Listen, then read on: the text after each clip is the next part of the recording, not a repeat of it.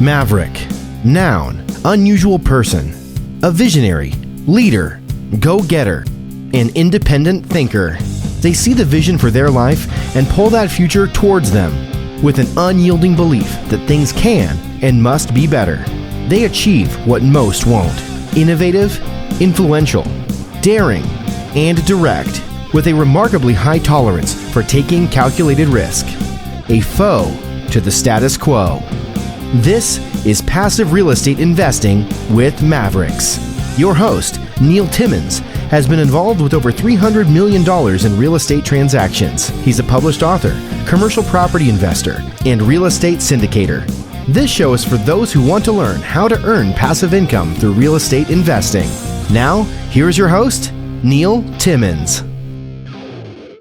On this episode of Passive Real Estate Investing with Mavericks, I sit down with Drew Dolan to uncover the self-storage passive investment strategy. Hey Mavericks, this is Ava Baukamp, and this episode of Passive Real Estate Investing with Mavericks is brought to you by Legacy Impact Investors. We are an industrial investment firm located in cash flow country, the Midwest. We strive to shield off risk and beat inflation, all while producing predictable cash flow. We curate real estate investment opportunities for busy professionals and other real estate investors seeking passive income. To learn more about what we do and connect with me, go to www.legacyimpactinvestors.com. Welcome to Passive Real Estate Investing with Mavericks, where we provide actionable steps for you to grow your passive income and become job optional. During this episode, you're going to get to discover the self-storage passive investment strategy. For those of you who are new, I'm your host, Neil Timmins. I love passive income from real estate. Now, before I introduce you to today's Maverick, I want to make a request that at any point you like what you're hearing, give us a thumbs up. And be certain to subscribe to the show. Never miss a valuable episode. If you love what you hear, give us a written review. Plus, be sure to take a look at the description of this episode. We packed it with thousands of dollars in free resources. Now, today, we've got the privilege to learn from a person with a 20-year career in development here in real estate. All of it changed. Ultimately, his focus changed when he zeroed in on self-storage development and construction. I would describe today's Maverick as somebody who's passionate about controlling all the controllables and building from ground up in an advantageous position to strike and earn money for his passive investors. Today's Maverick, I've got Drew Dolan here with me. Drew, how are you? Hey, doing great, Neil. Thanks. I'm excited you're here. Say, for the audience's sake, who are you? Where are you from? What do you do?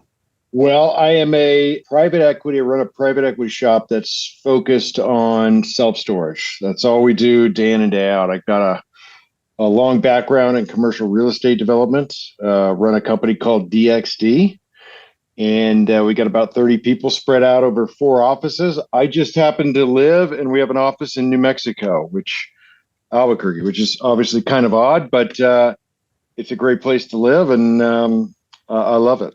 No, that's great. Take me to the very beginning, your very first commercial deal. The very first one that I really feel like I put together was an office building for a tenant. They were an accounting company, and they wanted to own a building, but they didn't know how to do it. You know, they had all these partners. They didn't know how to get debt. Like, they just didn't want to argue with themselves constantly, I think. So they asked us to step in, and we, helped to structure. That deal provided cash flow for about 12 years. I mean, it was fantastic. It did everything those partners wanted, which was essentially to pay themselves instead of paying somebody else, to have space. Sure. Let's fast forward then. Bring me to the most recent deal that you've done. Tell us about that. Well, we're working on a self-storage project right now in Maui. We just bought the land about 2 weeks ago. Maui's a fantastic market. I mean, there's a lot of fantastic markets in the U.S. You just got to find them. Yep. Maui's interesting because it's a whole different world out there. Obviously, it's a little bit like a different country, in a sense of, in the mainland, about a third of the users of storage are commercial. Out there, about 3/4 of the users are commercial. All the businesses, and so They want something different. And I think that's the nuance when you're going into these, unique places like a Maui. You got to figure out, what does that customer want? What's in demand? It's not all the same. That's certainly interesting. There has to be some, I would imagine there are some additional nuances that make developing and construction a little more complicated, or am I off base in that? As compared to what? As compared to stateside, the mainland. Yeah, I mean, of course, everything in Hawaii is Hawaii time. I mean, it takes 2 to 4 times longer to do anything. Get approval, submit something, get feedback, get a return email. The other disadvantage we have is everything has to be shipped there. So all the steel has to be shipped on barge over. So that gets expensive unless you can figure out how to get it from China, and then it might be cheaper. But then, everything has to be shipped in. So I would say Hawaii's, 2 times more expensive. So the rents better be 2 times higher. Right. Talk to me about self-storage. What drew you into that asset class? I got into storage about 8 years ago. And frankly, when I figured out the drivers behind it and the business, I just immediately was sucked in. I got sucked in by the 80% profit margins of the business. I got sucked in that there were 2 employees. And then I think what made the most difference for me is it was just absolutely pure real estate. I did a lot of senior living and some hospitality. Those are operating businesses. Correct. And real estate's secondary to the operating business. And in storage, because the product's such a commodity, and these top tier operators are all doing the same thing, and there's no brand loyalty. It just comes down to the real estate. Did you nail the real estate or not? And that one decision will tell you, are you going to be successful? And so I love hyper analyzing one decision in order to figure out if it's worth investing in. Talk to me about the drivers in that singular decision to get the real estate right, the supply and demand factors of a market, the analysis thereof. There has to be some other things associated with that. Your ability to construct, the timeframes to do so, kind of the whole package, your debt and your equity, everything that has to come together. Yeah, for us, it all starts with rates. And the reason why is, of the 55,000 storage facilities in the US, 35,000 publish their rates online. So there's a massive amount of transparency into what the rates are doing. And a lot of those operators change their rates every day based on supply and demand. And because they're only 30-day leases, you get a lot of turnover. And so all of a sudden you get this enormous insight into how a market demands are functioning. Is there too much supply? Is there not enough supply by the rates? So, we're looking, obviously we know what it costs to build in certain markets. We know what soft costs are. We know what land is. We need rates to be at a certain price or it's not even worth dipping into. But typically what we're doing is 60 to 65% loan to cost. Construction banks, regional, local, community banks have been really good to us and really good for real estate developers. Once we get it stabilized, we take it out with mini perm debt. And the goal for us is to hold it for cash flow. Are you solely focused on the development construction side, or do you buy existing assets? No, our fund allows us to buy value add. We won't at this moment buy any kind of core plus, but value add. The problem with that is that we can't find any value add deals that make sense. Right. Why? Because, storage did so well through the pandemic. All this money came out of assets like office, or didn't go into office, didn't go into senior living. And then it went to other places like data centers, industrial storage. And so because that money wanted to be put to work quickly, it couldn't wait for development, it went out and bid up prices to a ridiculous number. I mean, it happened with multifamily and industrial. And so when we're looking at them, there just wasn't any good deals that we didn't think were worth the risk. Now that will change, and I suspect it changes here in the next 12 months. But we're starting to see a little bit of value add deals. But yeah, for right now, we're just finding outsized returns in development. And so to go back to your previous comment, you're identifying, or is it fair to say that you're identifying the locations to go through to largely based on what that rate is, and then identifying through that rate to be able to identify ultimately there's money to be made in that market, given that rates are high enough, thus justifying the ability to construct and develop there.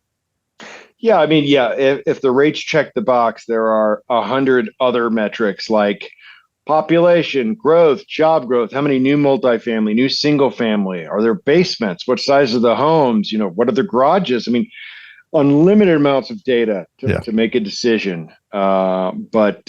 Yeah, and then, I mean, you can't ignore the real estate. Real estate still very much matters in storage as it matters. Mm-hmm. Does it matter as much for storage as retail? Absolutely not. But there's a good storage site and a bad storage site. Correct. So, we want to go for a good storage site. In between the first deal you shared with us, the office with the partners, and your most recent deal that you're working on in Maui, what are the biggest lessons you've learned in between those two? Well, I've learned so many. Sure. And I've learned so many by making mistakes. Yeah. That's really how investors learn, frankly. We're all at our core optimists. We always think it's going to go well. I think the thing is unique about me is I come with, I'm not a pessimist, but I come with a realistic attitude. I'm not the developer who gets the pro forma out and moves the 6 cap to a 5 to see how much money we can make. I move the 6 to 6.5 and see, are we still going to survive? And one of my longtime friends in real estate, he always said, if you're protecting yourself on the downside, you don't have to worry about the upside because it's going to be there. And I thought that was really valuable. And so I do think about what could go wrong. And to me, you don't have to be that person, but if you have a team, somebody's got to be that person. When you think about what can go wrong, is that followed up with risk mitigation strategies? Yeah, it's a good question. I think a developer, a real estate investor developer, their only job is to control risk as best as possible. So there are certain things we can do to control risk, not over levering it, getting a bank debt that has a long enough term, using the right operator, not going cheap on the construction, those little things. There are things that you can't control. The economy, somebody else building next to you, how it's going to lease up. But that's where you're analyzing to get those risks as far down as possible. And then, if something goes wrong, we can still survive. Yeah, we might not make as much money, but we're not going to lose money too. I mean, that's the key for me. It's just real estate. It takes pretty bad deals to lose your money. I mean, it's down the fairway deals don't lose money in real estate. Talk to me about your communication plan with your passive investors. What does that look like? How do you keep people, up to speed on what's taking place? Yeah, we're really transparent, and we feel like, because I've been on the other side where I'm the investor and nobody communicates with me, and you get a check in the mail. I mean, it's just it makes you feel like shit, frankly, because you don't know what's going on, and when you don't know what's going on, you default to it's not correct. So we do monthly emails to our investors. Where's the construction? Where's the lease up? Great photos. We have construction cams on each site that are live 24 hours a day, and our investors can go and click on and see what's going on. And those cameras take a photo every hour since the beginning of the project. They can track it. We're allowing investors to get online and see where the leasing is, because at the end of the day, that's all that matters for storage. Is it leasing up? Right. Good or bad, that's the reality, and we might as well tell investors how it's going. So we got that portal, and then I'm trying to write a letter once a quarter, once a year, kind of talk about what my thoughts are on the market. Our network isn't huge. I mean, we probably have 250 investors, and we know them all. I mean, they're all relationships. So we talk to them a lot. Me or somebody on the team talks to everybody at least once a year. And so that's pretty cool when you have a relationship with somebody and no investor has the same question or wants to know the same thing. So which why there really is no there is no substitute for a relationship. Yeah. When investors are looking at a particular operator, what types of questions or matrix should they be looking at? Should they be evaluating? I think the first one, which is shockingly overlooked, have they successfully done it before? And I remember getting into a development relationship with a guy who was talking an amazing game about senior living, like just amazing. The story, the demographics, the sites. I mean, just amazing. He had zero experience, like nothing. And we did a couple deals. They did okay. But it was, to me, it was like, I would have been much better off taking a mediocre deal with somebody experienced than taking a good deal with somebody that had no idea. And so sometimes we gloss over that, or we think that doesn't matter as much, or they've done this other thing. But the reality is at the level we are, there's nuances to everything. And it's really why we're only self-storage, because I can't be good at multifamily and industrial and self-storage, but I know we can be the best at self-storage. And so that's all we focus on. Lane your lane, pick one. Yeah. What past the operator? So they've identified an operator. Good. I like these folks. I'd like to do something with them. And now a deal gets presented. What should they be looking for inside of a deal in self-storage to go, yes, it's a good deal, or maybe not so much? Well, it's going to be pretty easy because of the transparency and rates. And so what you're going to be able to do, there'll be a handful of sheets in there. What's the existing supply and what's the new supply? You can get on Google and find out what the existing supply is. Did they track every facility? Can you find any new facilities? The self-storage Achilles heel is that you have another project in lease up while you're in lease up, and you guys are both competing together, and then rates go down. New projects don't matter as much when you're stabilized for storage, but it can be bad for lease up. So I check that. What are the rates? The problem with checking the rates is you might check them today and they might be totally different from a year ago. And storage is very seasonal. Summer rent rates are higher, winter they're lower. So you don't want to check in the summer, but you want to see what those rates have done. There's lots of resources. I mean, you can go on a online application called Radius Plus, and they've tracked all self-storage across the country, including rates. It's pretty amazing. Then you want to look at the debt. Who's their lender? Are they over leveraged? Let me see their term sheet. Have you done business with them before? What's their term? I am less concerned about rate and loan to cost as I am of, do you have the right term? And is it a deal that you can get out of without some kind of prepay if you need to refinance it? And do you have a relationship with them? What are you most excited about this year? Well, it's kind of the double-sided coin. This is the most challenging time in my 20 years I've ever been in real estate development. You name the headwind, it's there. Construction, labor, loan to cost, interest rate, city dysfunctionality, institutional investors on the sideline, big banks, medium-sized banks out of the market. Like, it's all there. But in that provides the awesome opportunity of, for those of us that get deals done, they're going to be absolute gold.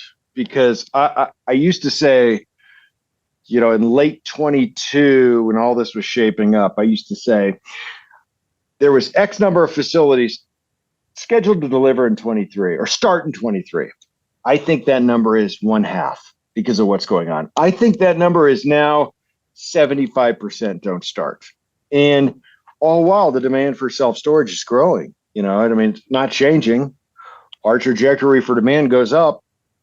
Obsolete facilities get obsoleter. Markets improve. And so I'm so optimistic that when we get stuff done this year, they'll just be fantastic projects.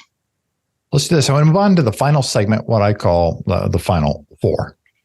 What do you think holds most passive investors back from hitting their personal next level, whatever that happens to be? Calculated risks. I think a lot of passive investors read a lot. They talk a lot. Maybe they read too much. Maybe they talk too much. I mean, maybe it's you got $100,000 to play with. Don't put it all in one. If you're just getting started, find somebody you really trust and spread it out 3 or 4 different ways with the intention of coming back and creating that relationship. I think we can get paralyzed with analysis. And don't forget that a lot of time it's just rising tide. Mm-hmm. If you were in real estate the last 10 years, you were just successful because of low interest rates.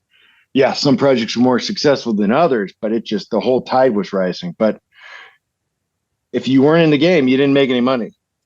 It's really hard to time great real estate. What are you passionate about outside of real estate? Well, I got a spectacular family, 3 kids and a wife that are all so darn busy. It drives me crazy.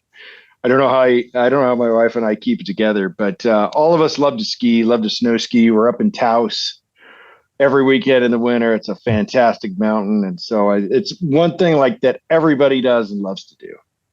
Your favorite book? My favorite book is The Power of One. Favorite way to make an impact in the community? Raise your hand. That in Albuquerque, there's no blue bloods, there's no glass ceilings. You go to a networking event or a real estate, group, and if you raise your hand, they're gonna pick you, and then you got an obligation to really make a name and do something else and get into that role. And so, but if you don't raise your hand, if you don't show up, nothing good's ever going to happen. Yeah. The Maverick Vault, a collection of resources available to our listeners. I understand you're making a contribution to the Vault, the self-storage demand study. Tell us a little about that.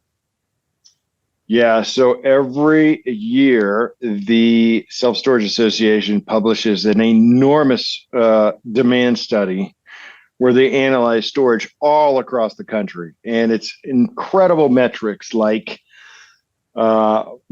what happens in the West, what's different in the East, what ages, what genders use storage. It's just amazing. I will say, even though that is a lot of information, every market's unique.